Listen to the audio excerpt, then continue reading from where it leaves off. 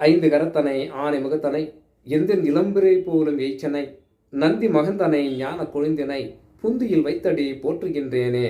நாளின் செய்யும் மனிதானின் செய்யும் என்னை நாடி வந்த கோள் என் செய்யும் கொடுங்கூற்று என் செய்யும் குமரேச சிறு தாளும் சிலம்பும் சதங்கையும் தண்டையும் சண்முகமும் தோலும் கடம்பும் எனக்கு முன்னே வந்து தோன்றினே. சர்வமங்கல மங்கல்ய சிவ சர்வர்த்த சாதிகே சரண்யே திரியம்பிரிகே கௌரி நாராயணி நமஸ்துதே.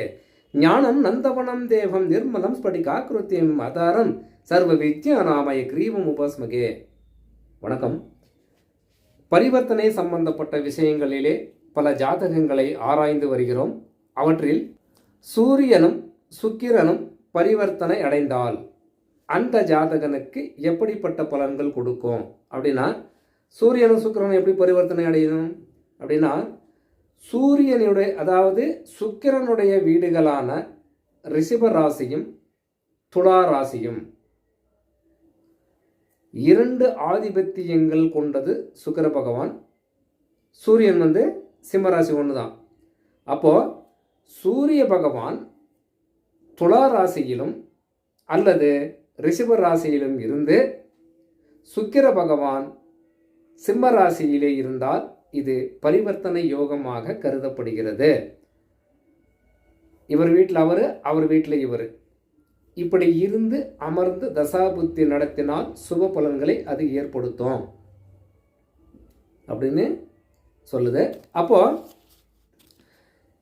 சுப பலன்களை ஏற்படுத்தும் அப்படின்னு பல நூல்களில் சொல்லுது. ஆனால் இது எல்லோருக்கும் தாங்குமா நடக்குமா அப்படின்னா, இது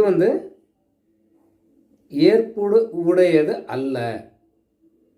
சில ஜாதகர்களுக்கு பல பிரச்சனைகளை அது உண்டு பண்ணும்.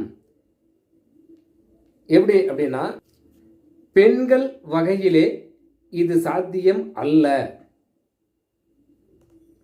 செய்யாத குற்றங்களை அனுபவிக்கக்கூடியவராக இருக்க வாய்ப்புகள் உண்டு அப்படின்னு சொல்லி சில நூல்கள் கூறுகிறது.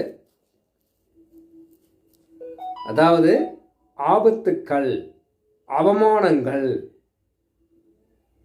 பல எதிர்மறையான செயல்களை அந்த ஜாதகர்கள் சந்திக்க வேண்டியதாய் இருக்கும். இந்த சூரியனும் குருவும் பரிவர்த்தனை அடைந்த தசாபுத்தி நடத்தினால் அந்த வகையிலே சிறப்பு இல்லை அப்படின்னு சொல்லுது. ஒரு சில ஜாதகர்களுக்கு கண் சம்பந்தப்பட்ட விஷயத்திலே கோளாறுகள் இருக்க வாய்ப்புகள் உண்டு. காமம் சம்பந்தப்பட்ட விஷயத்திலே ஒரு சில ஜாதகர்களுக்கு அதிகமான பிரச்சனைகளை ஏற்பட்டு அதனால் பின் விளைவுகளை சந்திக்க வேண்டியதாய் சில ஜாதகர்களுக்கு அமைந்துவிடும். அதே போல ஒரு சில ஜாதகர்கள் முன் ஜென்ம கர்ம வினையின் அடிப்படையிலே பிறந்த ஜாதகம் அப்படின்னு நாம் சொல்கிறோம். அப்போ ஒரு பெண்ணின் சாபத்தால் அந்த ஜாதகன் அதிக கஷ்ட நஷ்டங்களை அனுபவிக்க வேண்டியதாய் ஒரு சில ஜாதகங்கள் அமைந்து விடுகிறது இப்படியும் சொல்லுது. அதே போல ஒரு சில ஜாதகர்களுக்கு ஒன்றுக்கு மேற்பட்ட திருமணங்கள் அடைவதாக 2-3 தாரங்களை கூட ஏற்படுத்தி அது விவகாரத்து வரை சென்று பல பிரச்சனைகள் குடும்ப விஷயத்திலே ஏற்படக்கூடிய வாய்ப்புகள் உண்டும் என்றும் ஒரு சிலருக்கு கூறுகிறது. அதே போல தனது தந்தை வழி சொத்து, இதனால் பல பிரச்சனைகள் அந்த ஜாதகன் சந்திக்க வேண்டியதாய் இருக்கும்.